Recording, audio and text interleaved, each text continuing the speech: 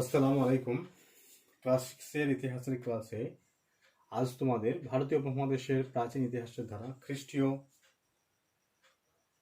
খ্রিস্টপূর্ব 7000 থেকে 1500 অব্দ, অর্থাৎ তোমাদের যে তৃতীয় অধ্যায় 3 নম্বর যে অধ্যায়, সেই 3 নম্বর অধ্যায়ের অনুশীলনের যে প্রশ্ন উত্তর, সেই প্রশ্ন উত্তর নিয়ে আলোচনা করব। তোমরা যারা টেক্সট বই পেয়েছো, সেই টেক্সট বইয়ের পেজ নাম্বার 42, 42 নম্বর পেজ, সেই 42 নম্বর পেজে তোমাদের কিন্তু এই অনুশীলনীগুলো আছে। দেখো, তোমাদের অনুশীলনের যে প্রথম যেটা 1 নম্বরে, যেটা 1 নম্বরে কি আছে? বেমানান শব্দটি খুঁজে বের করো। বেমানান 1.1 আছে, মানে 1 নম্বর প্রশ্নে আছে তামা, কাঁসা, পাথর, লোহা।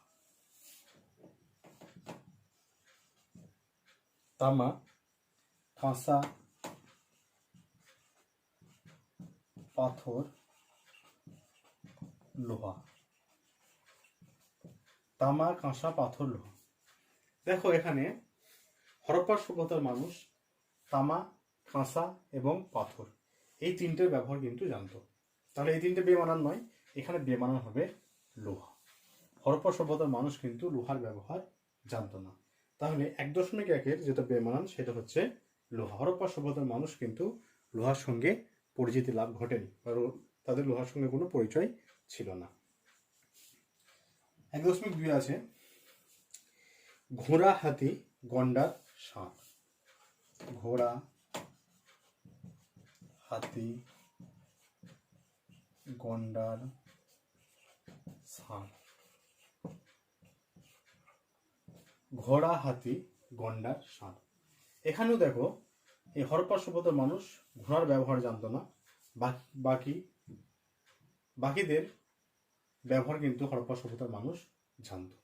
তাহলে হাতি, গন্ডার, ষাঁড় এদের সঙ্গে পরিচিতি ঘটেছিল হরপ্পা সভ্যতার মানুষ, কিন্তু এই ঘোড়া, হরপ্পা সভ্যতার মানুষ কিন্তু ঘোড়ার সাথে তাদের কোনো পরিচয় ঘটেনি, অর্থাৎ ঘোড়ার ব্যবহার কিন্তু হরপ্পা সভ্যতার মানুষ জানতো না। তাই এখানে বেমানান হবে ঘোড়া।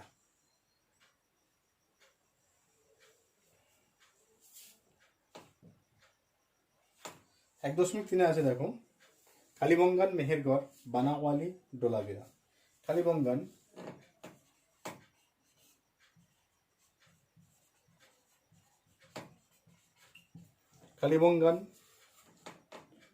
ডোলাবিরা, মেহেরগড়। কালীবঙ্গান, মেহেরগড়, বানাওয়ালি, ডোলাবিরা।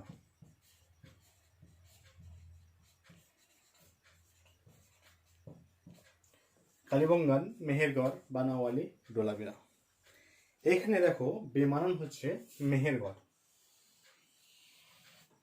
মেহেরগড় বাদ দিয়ে বা মেহেরগড় ছাড়া বাকিগুলো কিন্তু হরপ্পা সভ্যতার প্রধান প্রধান কেন্দ্র। কালীবঙ্গান, বানাওয়ালি এবং ডোলাবেরা এই তিনটি ছিল হরপ্পা সভ্যতার কেন্দ্র, কিন্তু মেহেরগড় হরপ্পা সভ্যতার কেন্দ্র ছিল না। আরেকবার দেখে নাও সবাই। প্রথমটা আছে তামা, কাঁসা, পাথর, লোহা। তাহলে 1 নম্বরে বেমানান হচ্ছে লোহা। কেন বেমানান লোহা? না, হরপ্পা সভ্যতার মানুষ লোহার ব্যবহার জানতো না। বাকি তামা, কাঁসা এবং পিতর, তামা, কাঁসা এবং পাথর এই তিনটে ব্যবহার কিন্তু হরপ্পা সভ্যতার মানুষ জানত। 2 আছে দেখো ঘোড়া, হাতি, গন্ডার, ষাঁড়। তাহলে এখানেও কিন্তু ঘোড়া হচ্ছে বেমানান। হাতি, গন্ডার এবং ষাঁড় এই তিনটির সঙ্গে পরিচিতি ঘটেছিল হরপ্পা সভ্যতার মানুষের, কিন্তু হরপ্পা সভ্যতার মানুষ ঘোড়া কি বা ঘোড়া দেখতে কেমন হয়, ঘোড়ার সঙ্গে তাদের কোনো পরিচয় ঘটেনি, অর্থাৎ ঘোড়ার ব্যবহার হরপ্পা সভ্যতার মানুষ জানত না। 3 নম্বর হচ্ছে যে কালীবঙ্গান, মেহেরগড়, বানাওয়ালি, ডোলাবিরা। এখানেও কিন্তু বেমানান হচ্ছে মেহেরগড়। কেন? কালীবঙ্গান, বানাওয়ালি এবং ডোলাবিরা এই তিনটি হরপ্পা সভ্যতার কেন্দ্র। মেহেরগড় কিন্তু হরপ্পা সভ্যতার কেন্দ্র ছিল না, অতএব এখানে বেমানান হচ্ছে মেহেরগড়।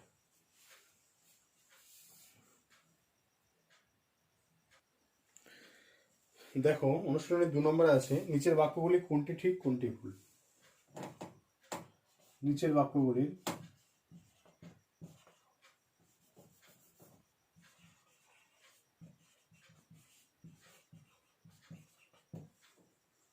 কোনটি ঠিক কোনটি ভুল?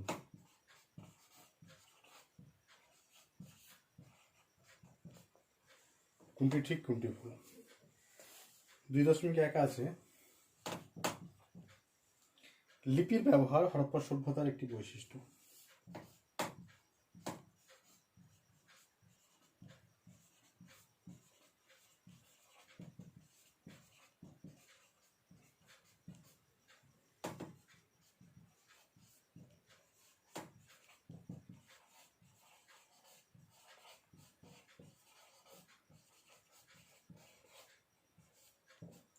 দেখো, লিপির ব্যবহার হরপ্পা সভ্যতার একটি বৈশিষ্ট্য। আমরা যখন পড়ে এসেছি তখন আমরা দেখেছি যে হরপ্পা সভ্যতায় 200-র অধিক লিপির সন্ধান পাওয়া গেছে। তাহলে লিপির ব্যবহার হরপ্পা সভ্যতার একটি বৈশিষ্ট্য, এটা অবশ্যই ঠিক হবে। এটা হচ্ছে ঠিক। 2 আছে, দেখো 2.2, মেহেরগড় সভ্যতা আবিষ্কার করেন দয়ারাম সাহানি।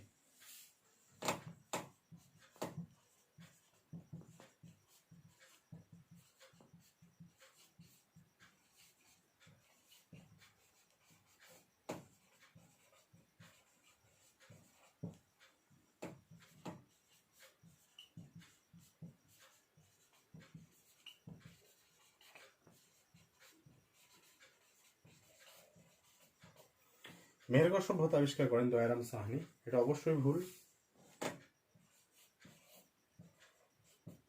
আমরা জানি যে মেহেরগড় সভ্যতা আবিষ্কার করেন জাঁ-ফ্রাঁসোয়া জারিজ বা জাঁ-ফ্রাঁসোয়া জারিজ, তাহলে এটা অবশ্যই কিন্তু ভুল। মেহেরগড় সভ্যতা আবিষ্কার করেন দয়ারাম সাহানি, এটা ভুল। মেহেরগড় সভ্যতা আবিষ্কার করেন জাঁ-ফ্রাঁসোয়া জারিজ। এরপর দেখো 3 নম্বরে 2.3, হরপ্পা সভ্যতা প্রাক ঐতিহাসিক যুগের সভ্যতা।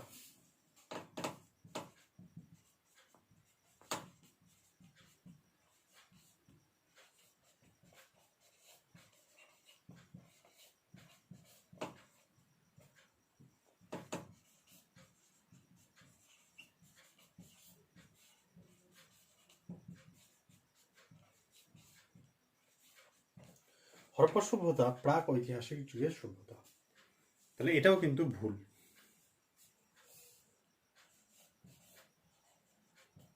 হরপ্পা সভ্যতা হচ্ছে প্রায় ঐতিহাসিক যুগের সভ্যতা। কেন হরপ্পা সভ্যতা কেন প্রাক ঐতিহাসিক যুগের সভ্যতা নয়? প্রাক ঐতিহাসিক যুগের সভ্যতা কেন নয়? না, হরপ্পার মানুষরা কিন্তু লেখাপড়া জানতো, তাদের লেখা আমরা পাই। আর প্রাক ঐতিহাসিক যুগের মানুষরা কি হতো না, তারা কিন্তু লেখাপড়া জানতো না। কিন্তু হরপ্পার অধিবাসীরা লেখাপড়া জানতো, তাদের লেখা আমরা পাই, কিন্তু সেগুলো আমরা পাঠ্য উদ্ধার করতে পারি না।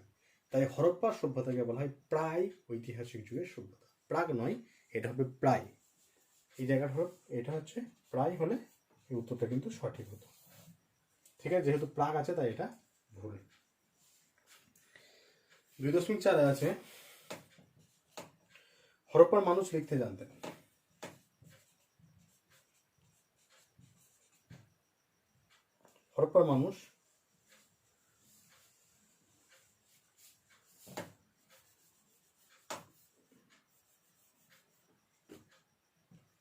হরপ্পার মানুষ লিখতে জানতেন। তাহলে এটা ঠিক হবে। হরপ্পা সভ্যতার মানুষ লিখতে জানতেন, এটা ঠিক।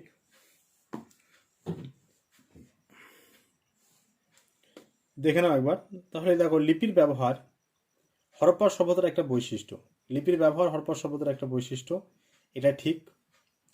2 নম্বর আছে, মেহেরগড় সভ্যতা আবিষ্কার করেন দয়ারাম সাহানি, এটা কিন্তু ভুল। মেহেরগড় সভ্যতাকে আবিষ্কার করেছেন না, মেহেরগড় সভ্যতা আবিষ্কার করেছেন জাঁ-ফ্রাঁসোয়া জারিজ। 3 আছে, দেখো হরপ্পা সভ্যতা প্রাক ঐতিহাসিক যুগের সভ্যতা, এটা কিন্তু ভুল। হরপ্পা সভ্যতা কিন্তু প্রায় ঐতিহাসিক যুগের সভ্যতা। আর 2.4 আছে যে হরপ্পার মানুষ লিখতে জানতেন। তাহলে হরপ্পার মানুষ লিখতে জানতেন, এটা অবশ্যই ঠিক। হরপ্পার মানুষ কিন্তু লিখতে জানতেন, এটা কিন্তু ঠিক। হরপ্পার মানুষ লিখতে জানতেন।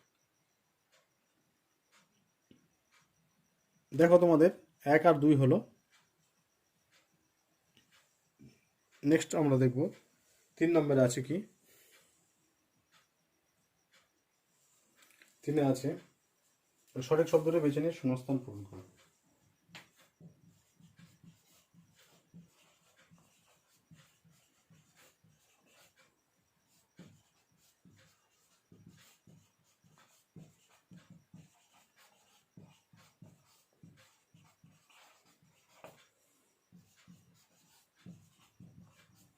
সঠিক শব্দ বেছে নিয়ে শূন্যস্থান পূরণ। 3.1 হরপ্পা সভ্যতার বাড়িগুলি তৈরি হতো পাথর দিয়ে, পোড়া ইট দিয়ে, কাঠ দিয়ে। দেখো হরপ্পা সভ্যতার বাড়িগুলি তৈরি হতো, 3টে অপশন দিয়ে আছে। 1 হচ্ছে পাথর দিয়ে, 2 হচ্ছে পোড়া ইট দিয়ে, 3 হচ্ছে কাঠ দিয়ে। তাহলে আমরা জানি, আমরা যখন হরপ্পা সভ্যতা ধ্বংসের কারণ পড়েছি তখন বলেছি যে হরপ্পার অধিবাসীরা ইট পোড়ানোর জন্য প্রচুর পরিমাণে বৃক্ষ ছেদন করত। তাহলে বৃক্ষ ছেদনের ফলে বৃষ্টিপাতের পরিমাণ কমে যায় এবং হরপ্পা সভ্যতা মরুভূমিতে পরিণত হয় এবং এই সভ্যতা ধ্বংসপ্রাপ্ত হয়। তাহলে এখানে সঠিক উত্তর হবে হরপ্পা সভ্যতার বাড়িঘরগুলি তৈরি হতো পোড়া ইট দিয়ে।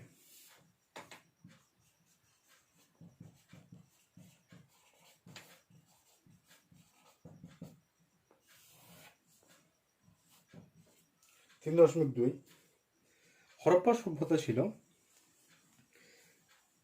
পাথরের যুগের, লোহার যুগের, তামা ও ব্রোঞ্জ যুগের সভ্যতা। 3.2 আছে দেখো।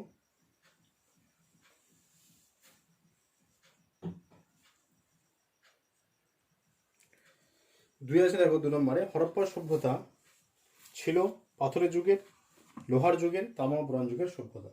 তাহলে হরপ্পা সভ্যতা ছিল, যেটা সঠিক উত্তর সেটা হবে তামা ও ব্রোঞ্জ যুগের সভ্যতা।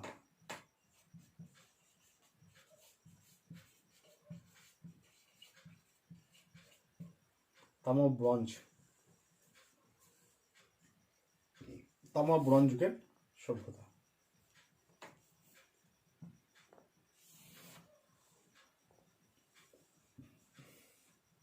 3 নম্বর আছে 3.3 ভারতীয় উপমহাদেশে হরপ্পাতেই প্রথম নগর, প্রথম গ্রাম, দ্বিতীয় নগর দেখা গিয়েছিল। তাহলে ভারতীয় উপমহাদেশের হরপ্পাতেই প্রথম নগর দেখা গিয়েছিল।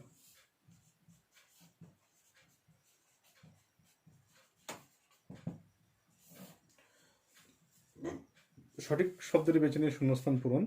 প্রথম কারটা আরেকবার বলে দিই।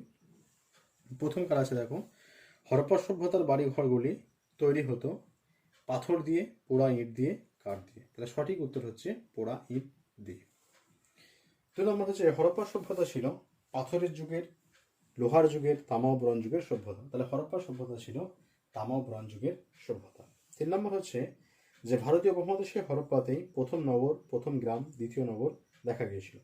হরপ্পা সভ্যতায় ভারতীয় উপমহাদেশের হরপ্পাতেই প্রথম নগর দেখা গিয়েছিল।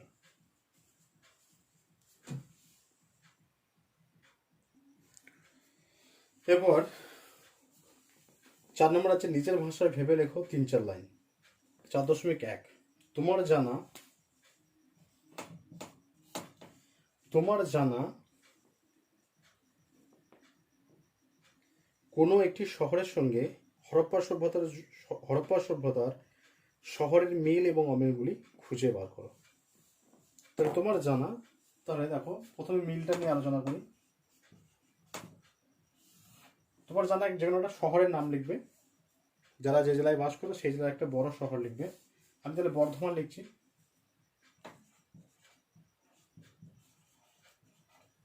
ঠিক আছে, আমি বর্ধমান লিখছি। যারা যে জেলায় থাকো সেই জেলার একটা শহরের নাম লিখবে। আমি বর্ধমান জেলার নামটা, বর্ধমান শহরের নামটা লিখছি, বর্ধমান জেলা নয়।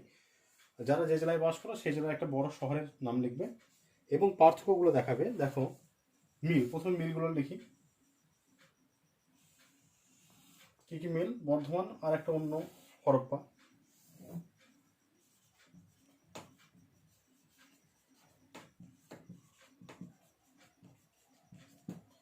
ঠিক আছে, একটা বড় শহরে তোমরা নাম লিখবে, আমি বর্ধমান উদাহরণ হিসেবে লিখেছি। দেখো যদি বর্ধমান শহরের বাড়িগুলো আমরা দেখি তাহলে দেখব যে বাড়িগুলি পোড়া ইট দিয়ে তৈরি, একতলা, দ্বিতলা, একতলা, দুতলা, তিনতলা এবং বহুতলা। ঠিক আছে, একতলা আছে, দুতলা আছে, তিনতলা আছে এবং বহুতলা বাড়ি পর্যন্ত এখানে আছে। একই রকমভাবে হরপ্পা সভ্যতায় যে বাড়িগুলো তৈরি হয়েছিল, ঠিক আছে, হরপ্পা সভ্যতায় যে বাড়িগুলো তৈরি হয়েছিল সে বাড়িগুলো কিন্তু পোড়া ইট দিয়ে তৈরি। আর এখানে কিন্তু একতলা, দুতলা, তিনতলা, ঠিক আছে, তিনতলা পর্যন্ত উল্লেখ করা আছে। তাহলে এটাও একটা মিল যে এই বর্ধমানের বাড়িগুলো বা আজকের শহরের একটা বাড়ি, আমি উদাহরণ হিসেবে বর্ধমান দিয়েছি, তাহলে আজকের যে শহর সেই শহরের সঙ্গে হরপ্পা সভ্যতার মিল।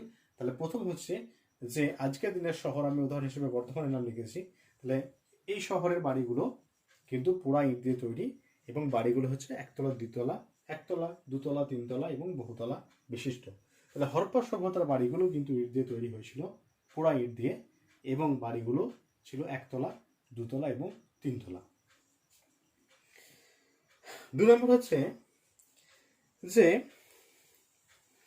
বাড়ির নোংরা জল। বাড়ির নোংরা জল বা শহরের যে নোংরা জল, তাহলে বাড়ির নোংরা জলগুলো শহরের যে মেন ড্রেন বা পয় প্রণালী বলে যেটাকে বাংলায়, সেই পয় প্রণালীতে এসে পড়ে এবং সেই পয় প্রণালীর সাহায্যে বাইরের কোনো জায়গায় গিয়ে সেই নোংরা জল বাইরে কোনো জায়গা দিয়ে বেরিয়ে যায়। এর ফলে শহরটা কিন্তু দূষণের হাত থেকে রক্ষা পায় এবং শহরের যে একটা আভিজাত্য সেটা বজায় থাকে। একই রকমভাবে দেখবে যে হরপ্পা সভ্যতায় কিন্তু এই পয় প্রণালীর ব্যবস্থা ছিল। তাহলে বাড়ির নোংরা জল বাড়ি থেকে সরু নালা বেয়ে এসে বড় যে ড্রেন বা পয় প্রণালী সেখানে এসে পড়তো এবং এই ড্রেনগুলো বা পয় প্রণালীগুলো যাতে নিয়মিত পরিষ্কার করা যায় তার জন্য ম্যানহোলেরও ব্যবস্থা এখানে রাখা হয়েছিল। আজকের দিনের শহরে যেরকম ম্যানহোল থাকে, হরপ্পা সভ্যতাতেও কিন্তু একই রকমভাবে ম্যানহোলের অস্তিত্ব ছিল বা ম্যানহোল দেখা গিয়েছিল। তাহলে সেই ম্যানহোলের সাহায্যে পরিষ্কার হতো নোংরা জল এবং হরপ্পা সভ্যতার যে নোংরা জল সেগুলো কিন্তু শহর থেকে অনেক দূরে বাইরে বেরিয়ে যেত। এর ফলে শহরের যে দূষণ সেই দূষণ কিন্তু ঘটতো না বা নোংরা আবর্জনাও কিন্তু নোংরা আবর্জনার ফলে যে দুর্গন্ধ ওঠে শহরে সেই দুর্গন্ধ কিন্তু হরপ্পা সভ্যতায় আমরা দেখতে পাই না।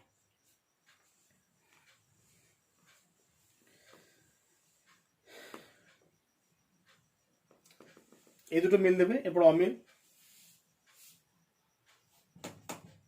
অমিল কি কি হতে পারে দেখো, শহরের রাস্তা বা উদাহরণ হিসেবে আমি বর্ধমানের রাস্তা দিয়েছি, তাহলে শহরের রাস্তা দেখো খুব চওড়া হয় এবং সেগুলো সুন্দর পিচ দিয়ে তৈরি। হরপ্পা সভ্যতাতেও কিন্তু রাস্তাগুলো 9 থেকে 30 মিটার চওড়া ছিল, কিন্তু আজকের দিনে যে রাস্তার যে পিচের ব্যবস্থা এত মসৃণ, কিন্তু হরপ্পা সভ্যতায় রাস্তাগুলো এত মসৃণ ছিল না। পিচ দেওয়া ছিল কিন্তু এত মসৃণ ছিল না। এটা 1 নম্বর। 2 নম্বর হচ্ছে যে শহরের যানজট থেকে, শহরের যে যানজট সেই যানজট থেকে মুক্তি পাওয়ার জন্য শহরে উড়াল পুলের ব্যবস্থা করা হয়েছে। বর্ধমানে উড়াল পুল আছে, মানে এই যানজট থেকে মুক্তির জন্য উড়াল পুলের ব্যবস্থা করা হয়েছে, কিন্তু হরপ্পা সভ্যতায় আমরা উড়াল পুলের কোনো অস্তিত্ব খুঁজে পাই না। 2 নম্বর। 3 নম্বর হচ্ছে যে বর্ধমান শহরের যে রাস্তা, সে রাস্তাগুলো কিন্তু রাস্তার ধারে বৈদ্যুতিক আলো জ্বলে এবং আলো হচ্ছে তীক্ষ্ণ আলো, পরিষ্কার পরিচ্ছন্ন আলো। হরপ্পা সভ্যতাতেও কিন্তু রাস্তার ধারে আলোর ব্যবস্থা ছিল, কিন্তু সেই আলোগুলো এই বৈদ্যুতিক আলো ছিল না, সেগুলো গ্যাসের আলো ছিল। ফলে তার যে আলোর যে তীব্রতা বা তার যে স্বচ্ছতা, সেই তীব্রতা বা স্বচ্ছতা কিন্তু আজকের দিনের শহরের মতো ছিল না। আর দেখবে বর্ধমানের উদাহরণে আমি দিচ্ছি যে চৌরাস্তা বা বিভিন্ন যে ক্রসিং, সে ক্রসিংগুলোই বা চৌরাস্তাগুলোই ট্রাফিকের ব্যবস্থা আছে, ট্রাফিক সিগন্যালেরও ব্যবস্থা আছে, কিন্তু হরপ্পা সভ্যতার সময় বা হরপ্পা সভ্যতায় কিন্তু আমরা এরকম ট্রাফিক সিগন্যাল বা যে ট্রাফিক পুলিশ সেরকম কিন্তু ছিল বলে আমাদের মনে হয় না, বা সেরকম কোনো আমরা নজির আমরা পাই না। এই 3-4টা মিল এবং অমিলের পার্থক্য তোমরা দেবে। 4.4 একটা প্রশ্ন আছে, দেখো। বাকি মাঝে যেগুলো প্রশ্নগুলো আছে এগুলো তোমরা পারবে, এগুলো আলোচনা করেছি। 4.4 একটা প্রশ্ন আছে, তোমার কি মনে হয় হরপ্পা সভ্যতার মানুষ স্বাস্থ্য পরিষ্কার পরিচ্ছন্নতা বিষয়ে সচেতন ছিল? হ্যাঁ, উত্তর হবে যে আমি অবশ্যই মনে করি যে হরপ্পা সভ্যতার মানুষ স্বাস্থ্য সম্পর্কে যথেষ্ট সচেতন ছিল। তার কি কি প্রমাণ আমরা পাই? তার প্রমাণ পাই আমরা শৌচাগার। দেখো, শৌচাগার হরপ্পা সভ্যতায় প্রায় প্রতিটি বাড়িতেই কিন্তু হরপ্পা সভ্যতার মানুষ স্বাস্থ্য সম্পর্কে সচেতন ছিল। তার একটি বড় প্রমাণ হলো এই শৌচাগারের ব্যবহার। শৌচাগার যেটাকে আমরা টয়লেট বলি, পায়খানা বাথরুম যেটাকে আমরা বলি, তাহলে হরপ্পা সভ্যতায় প্রায় প্রতিটি বাড়িতেই কিন্তু এই শৌচাগার ছিল।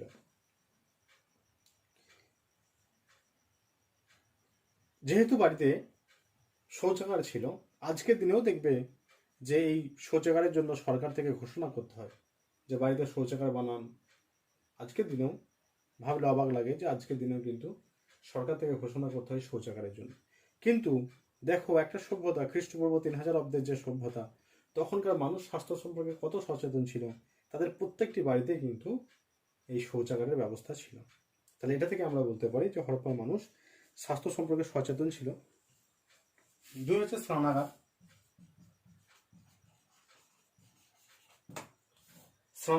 স্নানাগারও কিন্তু হরপ্পা সভ্যতার মানুষ যে স্বাস্থ্য সম্পর্কে সচেতন ছিল তার একটা উৎকৃষ্ট উদাহরণ হলো স্নানাগার।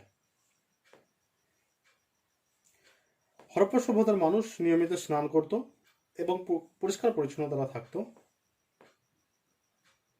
এই মহেঞ্জোদারোতে একটা স্নানাগারের খোঁজ আমরা পেয়েছি।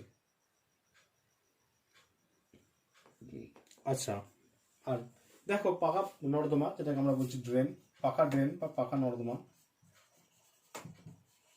প্রণালী যেটাকে বলছি, তাহলে শহরে নোংরা জল যাতে শহরের দুর্গন্ধ না ছড়ায় তার জন্য হরপ্পার মানুষ পাকা নর্দমার ব্যবহার করেছিল রাস্তার দুধারে। এই পাকা নর্দমার সাহায্যে শহরের যে বিভিন্ন বাড়ির যে নোংরা জল, সেই নোংরা জল এসে পাকা নর্দমায় পড়তো এবং পাকা নর্দমা থেকে সেই জল কিন্তু শহর থেকে অনেক দূরে গিয়ে কোনো জায়গায় বেরিয়ে যেত, শহর থেকে অনেক দূরে। ফলে শহরের যে দুর্গন্ধ, সেই দুর্গন্ধ কিন্তু ছড়াতো না এবং মানুষ যেহেতু শহরে কোনো দুর্গন্ধ ছড়াতো না, তাই আমরা বলতে পারি যে শহরের মানুষ বা হরপ্পা সভ্যতার মানুষ স্বাস্থ্য সম্পর্কে অবশ্যই সচেতন ছিলেন। ঠিক আছে, তোমাদের আজকে এই যে 42 মানে 42 নম্বর পেজের যে অনুশীলনী, সে অনুশীলনীটা আলোচনা করা হলো ভারতীয় উপমহাদেশের প্রাচীন ইতিহাসের ধারা। এই যে অনুশীলনী, সেই অনুশীলনী প্রশ্নোত্তর নিয়ে আলোচনা করা হলো। কোনো প্রশ্ন যদি কারো ডাউট থাকে বা কোনো সন্দেহ থাকে, কোনো কিছু বুঝতে না পারো, তাহলে সেই জায়গাটা অবশ্যই আমাকে জানাবে, সেই জায়গাটা আমি ক্লিয়ার করে দেওয়ার চেষ্টা করব। ঠিক আছে।